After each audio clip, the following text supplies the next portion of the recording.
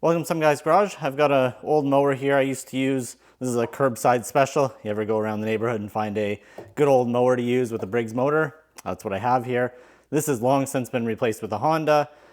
It doesn't run well anymore and it's time for it to go. So what better way to get rid of it than make a video taking it all apart. I'm just gonna fully disassemble it so we can see what's what inside of a mower. But first things first, I wanna try a trick to see if this might work. We've got a hammer. And if you hit it hard enough with a hammer, it should all come apart, right? Right? Look at that, it actually worked. All the pieces are apart, just like that. Huh, that was a lot easier than it could have been. I wonder though, if we hit it again, well, there we go, we've got our mower back. All right, so let's try this the old-fashioned way. Okay, so let's start tearing into this thing.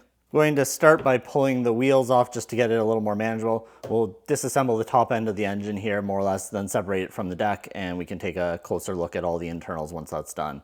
But yeah, starting off with the wheels here. Flip the mower onto its side. Gas tank's empty in this, but generally if you're flipping the mower up, you want to keep your gas can on the upper side of it, so you're tilting this way and not down so it doesn't drain out. I've also taken all the oil out of it, so there's a drain bolt in the bottom. I'll show you here. Might as well show you right now. So, good old mower deck here, but your drain bolt is right here. Let's just aim that camera up so you can see the drain bolt right there. Hex key, take it out, all the oil will spill out. So keep a drain pan underneath, but that's how you drain the oil in a mower. We'll also pull the blade right now while we're at it. Yeah, so in this case it's a 9/16. So we'll just pull the blade here.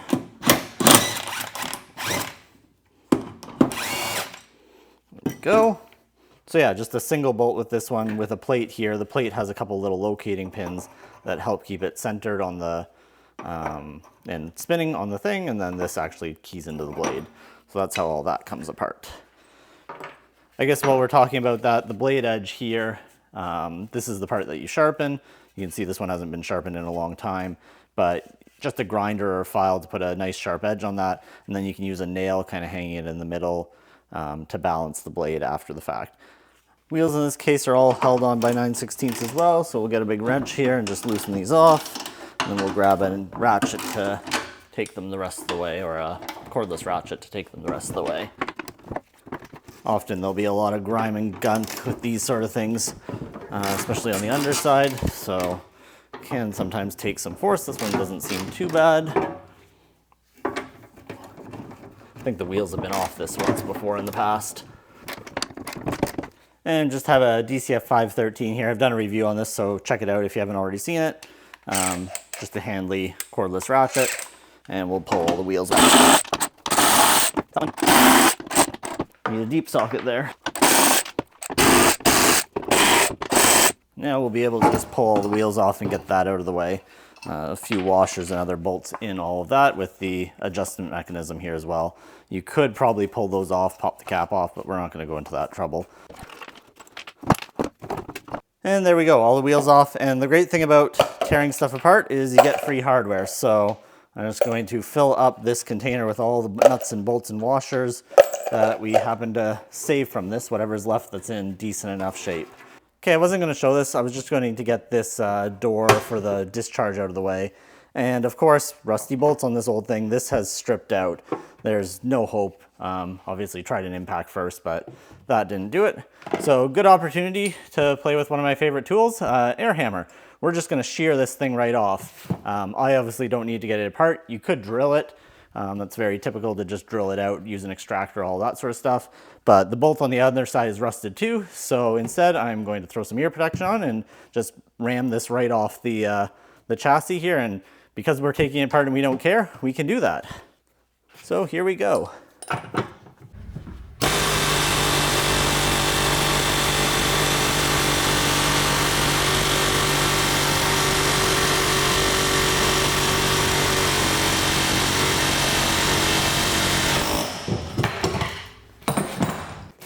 So took a little bit of effort there, but it is all gone. And once it actually bottomed out against the back of the workbench here, helped kind of just to keep it in place. It was sliding before that. We can see there's the bolt, and it sheared the bolt off. So we didn't actually take the head off, we sheared the bolt in half. And there's a little bit of damage there, but not too bad actually. Like you could replace this bolt with something else and put this back together. So just a fun technique for stuck bolts, rusted things that you don't care about. You can use an air hammer. And of course we got the door off here. And the reason I did that is to get at the spark plug. Not that this door needs to come off, but just so there's a bit more clearance here for the ratchet. My sockets happen to be fairly deep. You can use a box end wrench for this instead, but with the spark plug socket, we can get that out nice and easily. That is obviously the positive there from the stator. That would come off and we can take the spark plug out. And yeah, that spark plug, I don't know if you can see all of that on camera, but that spark plug has seen better days. Looks like there might even have been some oil in the cylinders or something here because it's pretty rotten. So spark plug out, let's take out the air filter here. So this is just a simple screw. These won't be too tight, I've been in here before. So the air filter is in here, nice big long bolt. Throw it in the parts bin and that comes right off. This separates and some little pieces here. You oil these air filters just to help the filtration. This filter is basically finished, but you can see that is the filter that makes up an air filter, and you would clean this out. I think you can wash it because it's foam, or just replace it, oil it a bit, put it all back together, and then that goes back on top of the carburetor there. So one filter out of the way. And we can see the carburetor in here with the throttle. So that is the throttle mechanism that opens it up with a governing spring to keep it from going too fast.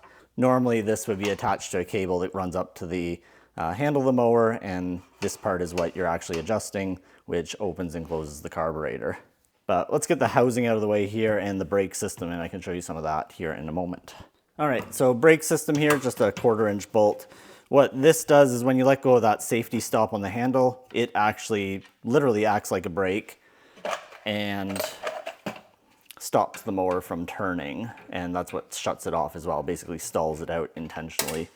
So basically there's a spring-loaded mechanism, so normally that wants to be closed. I'll just push the little lever here and you can see it tries to push this, which releases the brake that's on the flywheel or the top of the mower here, but we'll get the cover off so you can see that.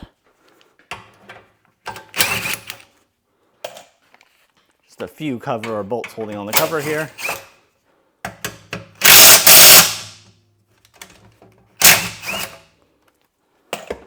So that lifts this cover off. So that's just where your pull handle and the cord mechanism for the pull handle actually lives. So there's just a spring-loaded drum here. So there's a spring inside, kind of like a measuring tape almost. And when you pull the string, this is turning the bolt here at the top, which actually turns the engine over.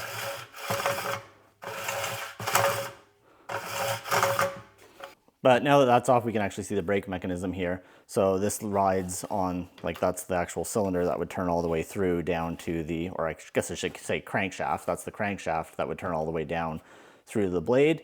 And there's this that normally should actually stop it. So when this is tight up against the drum, the spring is supposed to hold it tight. But when it's loosened off, it lets it spin more freely. And then this should technically spring back here. The spring is pretty weak, not working anymore on this one. What I actually had to do is just short the spark plug to ground, and then that would shut off the spark, which would also kill it. But normally that would, when you pull that back, release that brake on the outside of the rotor here and let you start it. And then conversely, once you let go, this squeezes down and should stop the mower. So we'll quickly get that out of the way here, that mechanism. That just lifts off the other side. And there is also, I guess, a ground wire of some sort here on that mechanism as well. But there is the brake for the flywheel.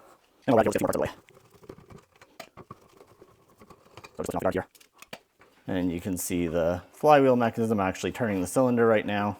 There's no compression right now because there's no spark plug in it, so it turns very freely. There's cooling fins here to actually help keep the engine cool a bit.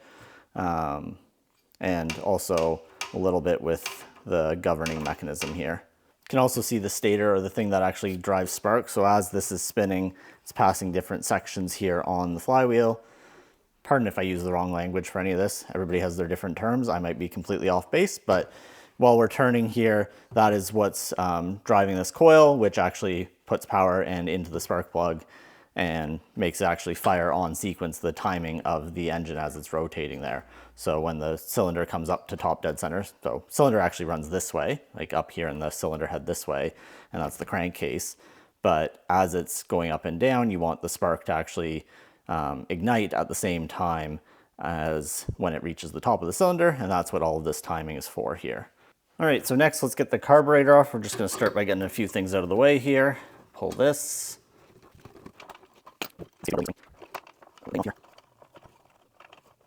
Don't really need the springs, so we're just gonna cut stuff here. I don't need any of this, but joys of taking stuff apart. Knipex bolt cutters, they're the best. If you don't have a pair, these cut through all sorts of stuff and are really handy to have. So get that out of the way anyway.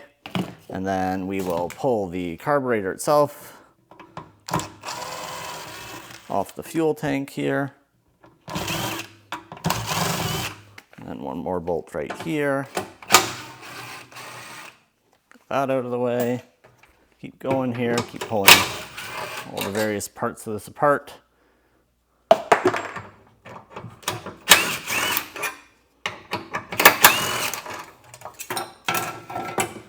Takes the throttle cable assembly off there. And yet another bolt here, screw here. We hunt these all down. I don't do this very often, so it takes me a little while to always figure out where all the different bits and pieces are. Pull this off.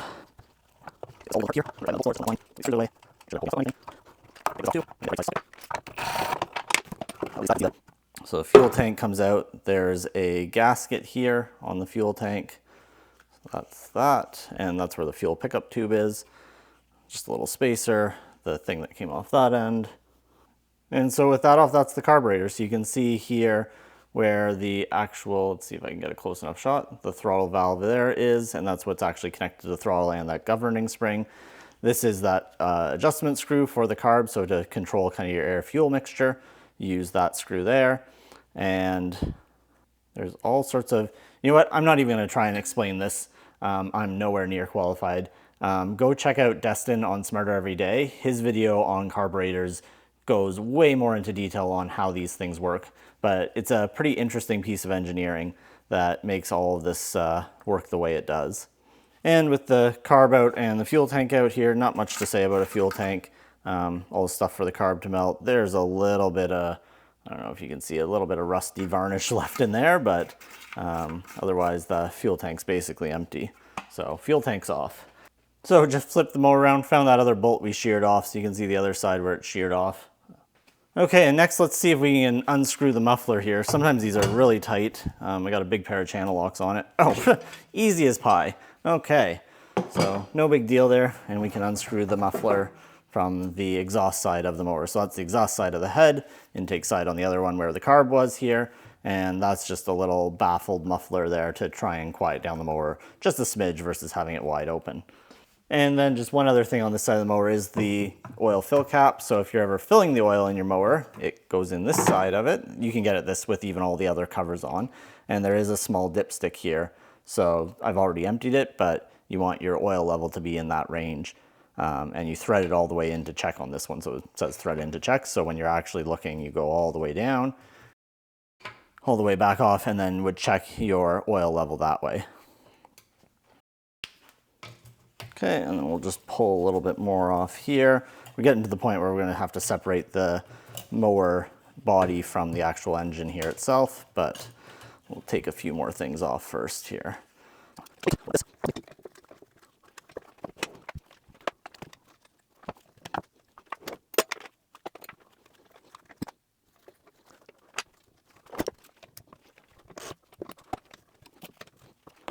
Okay, I'm not getting that bolt off without having clearance to the underside to get a regular wrench in there. So I guess now it is time to pull the motor off the housing.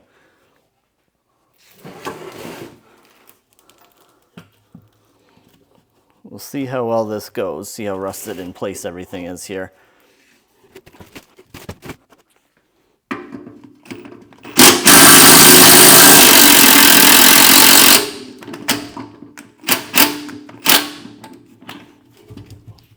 So will turn. That's good, although it means it's spinning on the back side.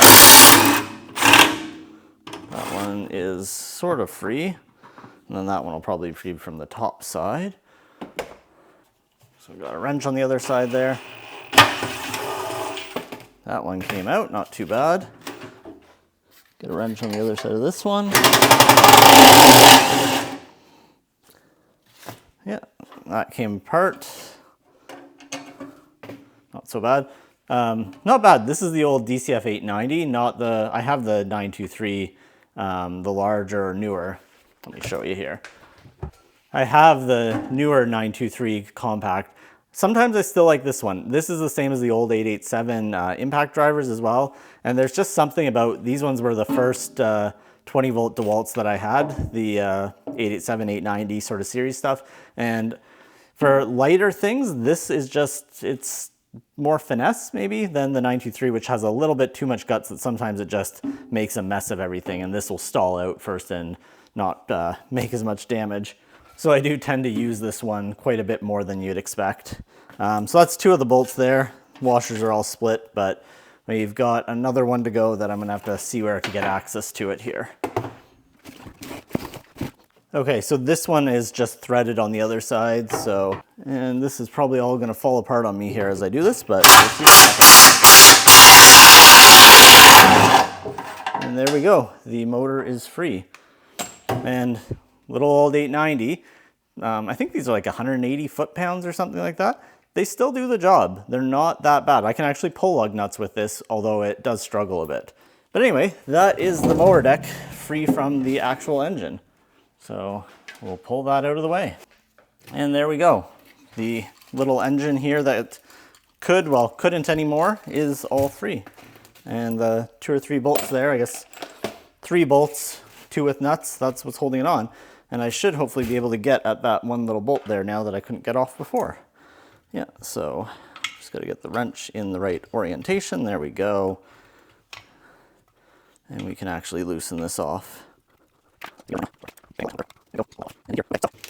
There are the valves for the engine. So this would be the exhaust valve here because it's coming out the exhaust port, and then this would be the intake valve that comes from the other side.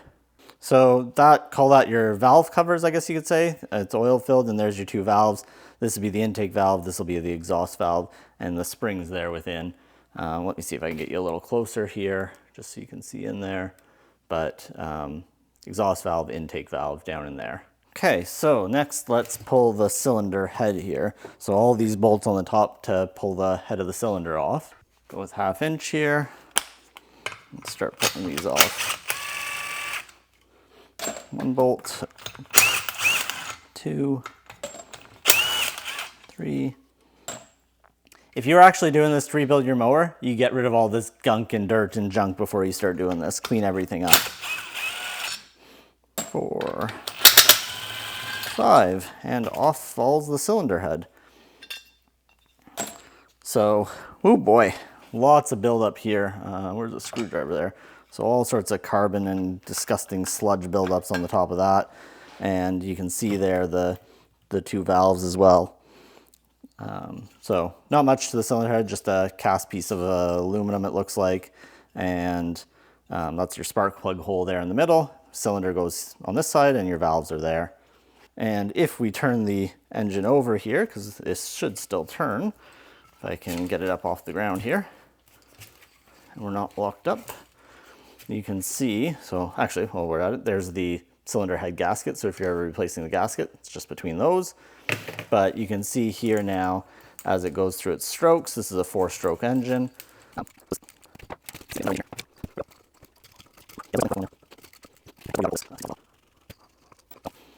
That takes the coil off, and that's what's actually giving you your spark, is this piece.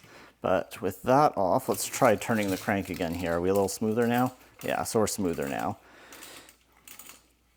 Okay, everything out of the way now, and we can go through the strokes. So we're at the top of the compression stroke right now, where we're going to get into the power stroke. So this is the power stroke right now. As it's coming down, all that hot gas is burning and pushing the cylinder down. And as you can see, as we get to the bottom there, the exhaust valve opens up, which lets air out of, or the burnt gases out of this port. So this is emptying everything out of the exhaust right now. And you can see we start to close up and the intake port will open now. The intake port now is we're drawing in air and fuel. So as we come down to the bottom there, the intake valve closes and now we're on the compression stroke again. And the little spider wants to join us, but we're coming back up to where we started, where all the gases are compressed. The spark plug will now fire and we have our power stroke again. So power, exhaust, intake, compression, power, exhaust, intake, compression, and so forth. And just keeps running along like that. At these typically I think do 3,600 RPM, give or take, is pretty typical for these sort of little mowers or small engines. So many times a second it's going through all of those motions there. All right, and with that, let's get a few more things out of the way here and then we will split open the case. Pull this off. This is I guess you could call it intake manifold almost, but I guess there's no manifold when it's a single cylinder. But this is the part that comes from the carburetor with the mixed air fuel. So yeah, intake tube, nice little bends and notches in it. All right, so the next thing is just getting the flywheel, rotor, stator, whatever off. You can also see the clutch mechanism here. So that's how you're able to pull and that string doesn't just go flying. There's this clutch mechanism here that lets that spin, which is where the cord reel pulls on.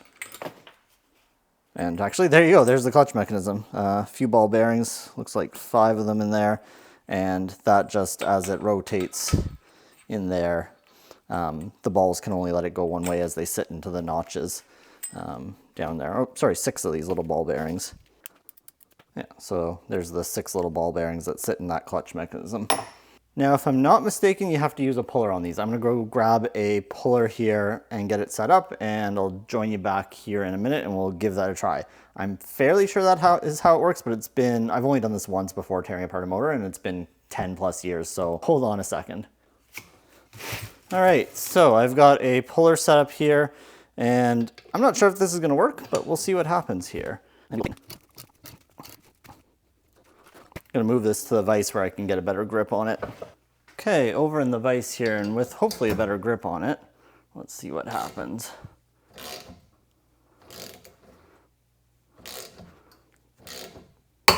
Yeah, I'm getting some movement there.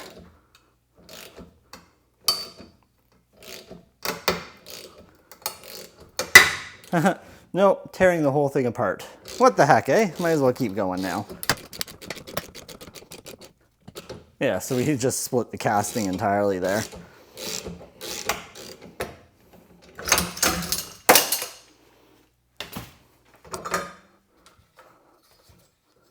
Guess that's one way to take it apart. So cast aluminum and is completely split in two. Okay, so that was a fun failure. I don't see any other way to release this. I am pretty sure it's pressed onto the shaft, but we're not going to worry about that for now. So we're going to take all the bolts off around here and split this case open instead. Got some paper towel here to put under it because there will be some oil, but let's just tear into this thing.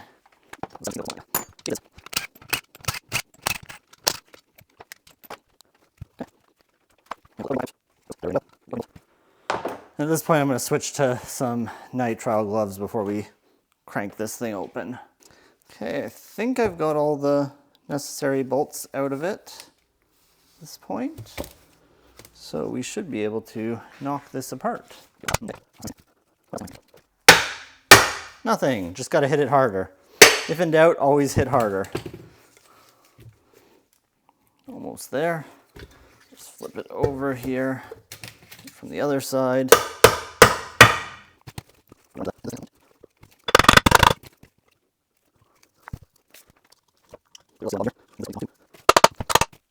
All right, pause there. Got to figure out how to actually take this apart again. Okay, we're back part way off here now.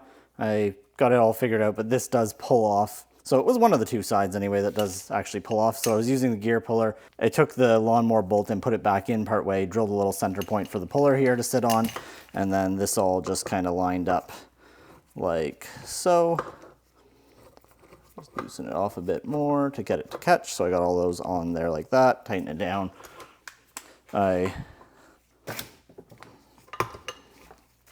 definitely started cheating and using an impact here, but we'll get that all on again, and there we go, rest the way off. Pull this other side out here, and off that comes, which will let this, minus all the grime and gunk on that, slide the rest of the way off. So we'll have to just get that shaft to slide and pass that seal over all the gunk here and get this off. It also looks like, rather than being just fixed on there, there is a key. So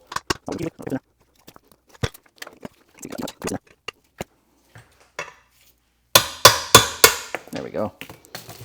So yeah, key, it's actually a half moon, but just rides in there, and that's what keys these together, which makes sure that when the blade is spinning, it doesn't just slip on the shaft here like this. It doesn't just rotate. That's what actually transmits the mechanical power. And we should be able to also just hit this all the way through now too.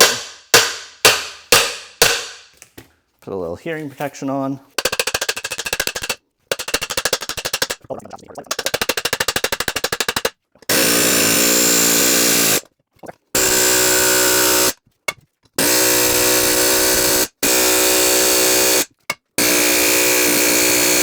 Okay, got the bigger air hammer out. Just it was getting slow there. Let's see what this does. All right, got to figure out what else I can do here. I'll be back in a minute. We're back. I cheated a little bit, but we'll slide off now. So what I ended up doing is taking a grinder, and you can see it there if I wipe this off. Yeah, if I wipe this off a little bit here, the shaft, I just ground down the outer side of this. There was nothing physically there to interfere, but the amount of crap and corrosion just meant that there was no way to push it through the bore here and past like the seal that is here as well. And as I was hammering on it, because of all that corrosion, it mushroomed out a bit on the head, and that's what was getting hung up when it hit the edge of that seal, like inside that bore right there. So I guess if you're doing this for real, make sure you clean this thoroughly, and you probably want to thread the bolt back in and use the bolt to hit or something like that so you don't mushroom this head, which causes the problem to get it past the seal. Should in theory be able to also pull this seal out of here. Let's try that with an actual seal puller here. I made too much of a mess of this to actually get this seal out at this point. Let me put it in the vise there and give it a better try. Just off camera. Yeah, so just took a second there, but that is the seal that keeps the oil in, and basically once the mushroom part hit this part of the casting, so that lower lip there, it hung up on it and there was no way to get that apart. You can also see just how sludgy the inside of this motor is. But that's the seal, and everything on the inside also fell out with all that hammering. So this gear usually sits somewhere in here, if I can get it to mesh. A little past that point. So this is basically your camshaft. So there's the lobes on the cam, and that's what does the timing. You can see the valves here both fell out because that has slid out, but effectively that's where, there we go. So the cam gear sits here on the crankshaft. This is the crankshaft. That is the cam gear. And interesting that it's just a plastic, but as that spins, that's timed with the motor so that it actually opens and closes the valves at the appropriate time. Yeah, so that's what those two lobes are running on. And you can see the springs are actually just caught in there. We'll pull those out in a second. The other part that was here is, this is just kind of a basic splash lubricating pump. So runs somewhere down in here, held on by a bracket, and the little fins there just splash the oil up into all the mechanism. So we've gotten that part all apart. You can see there the gear that drives the camshaft, so that's cool. And there's the crank and the counterweight with the piston here riding on the crankshaft. So we will get that out next here. Let me just get some of the oil out of the way first. And you can see just how corroded that all was, and with that mushroomed head was just never going to come out. And you can see the little key that this gear runs on in there as well. So that's what keys that onto the shaft. But we'll get those bolts off the crank here, and that way we can pull the piston out. Okay, so to get down in there, I've got a gear wrench pass-through set. So these are just super low profile sockets and they're pass-through, which would let a bolt through. It's not so much for that, but just for the clearance in here to get a ratchet on. I already broke these free just off camera as I was getting, trying to figure out what would actually fit in there. So now that we've got that loose, we can back off the con rod or connecting rod bolts here that hold it on the crankshaft.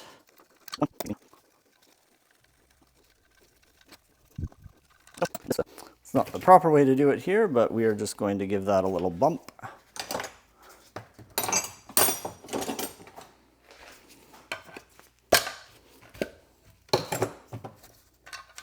So there's the rod end cap with the bearing surface milled right into it, and there we'll pop the piston, or pop the connecting rod out, and we can push the cylinder out the top now.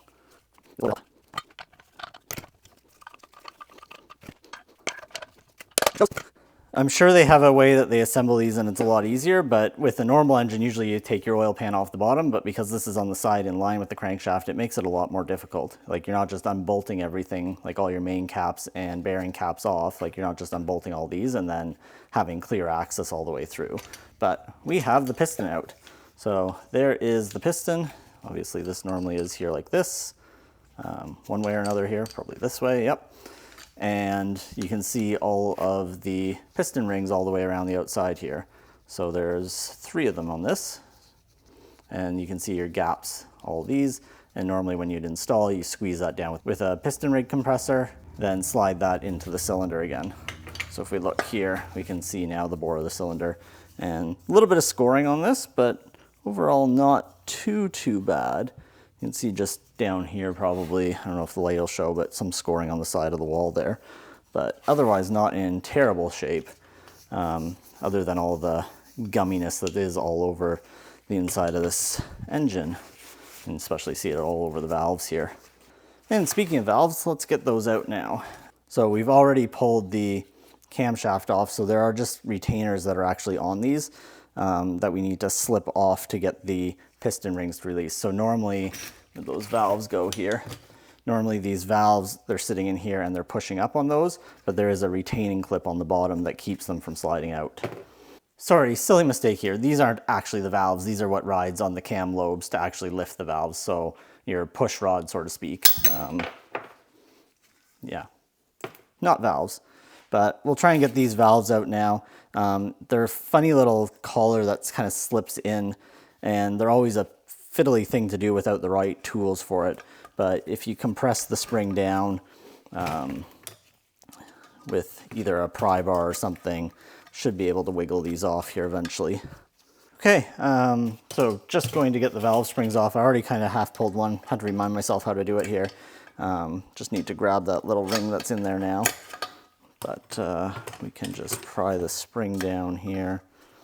Actually, the valve will come out now, so that'll be even easier. So we'll pull the valve. That is the actual valve.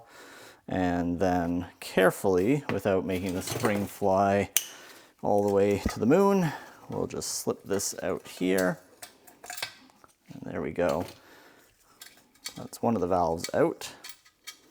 And that's the seat. So you can see it has a smaller inner diameter and then the larger part. So normally it sits in here like this, but once you bring it down far enough, you can slide it sideways, right? Sideways, and then that pops out. So see if I can do the other one on camera here, but they are sometimes a little fiddly. I'm just using a pair of trim pliers here, actually, of all things. There we go, got it released. And then the valve will slide out because it's off that seat. See all the buildup on the exhaust valve here. Just all the gunk and sludge and all of that sort of stuff. And then once again, I will pull the spring out carefully without it flying to Mars this time. And same deal there. So a couple of springs, and that's out of that side. So we're almost at the end here. The only thing left is this, being able to hopefully knock the shaft out the other way. I'm just going to try hammering this and seeing if it'll get it to move. Otherwise we might call it a day there because You obviously can't pull it past the crankshaft, so it has to go through in that way, but this might be as seized on as that other thing, and we'll run into some problems there as well. So let's just see what happens if we give it a few good whacks with a hammer here.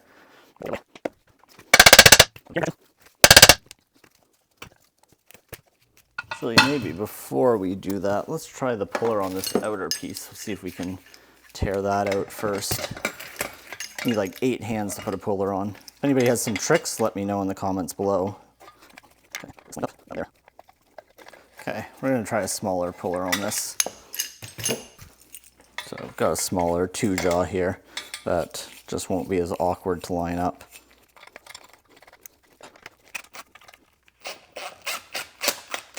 Okay, so that piece pulls off. Ah, there we go, guys.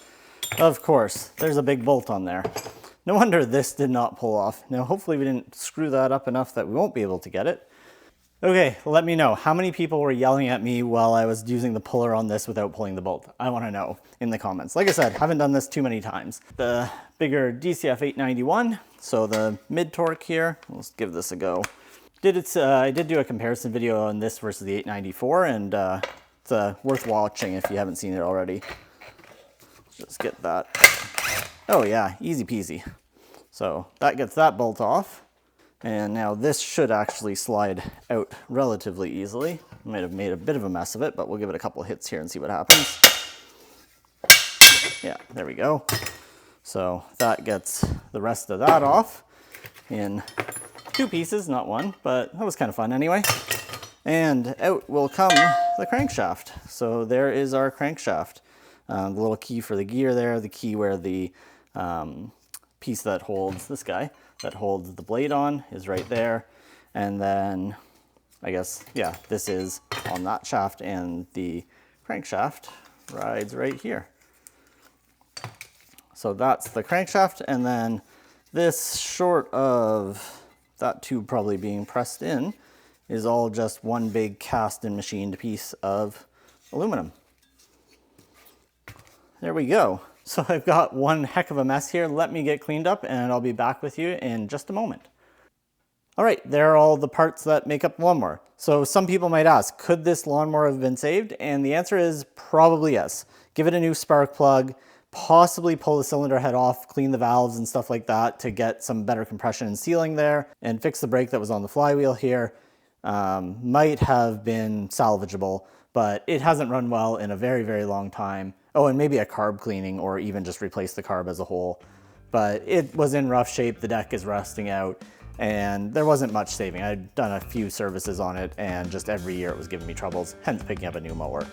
So hopefully we learned something today, how to take this apart, and all the different pieces that make up a lawnmower. If you have any questions, let me know in the comments below. If you aren't already subscribed, please consider it. And as always, thanks for watching.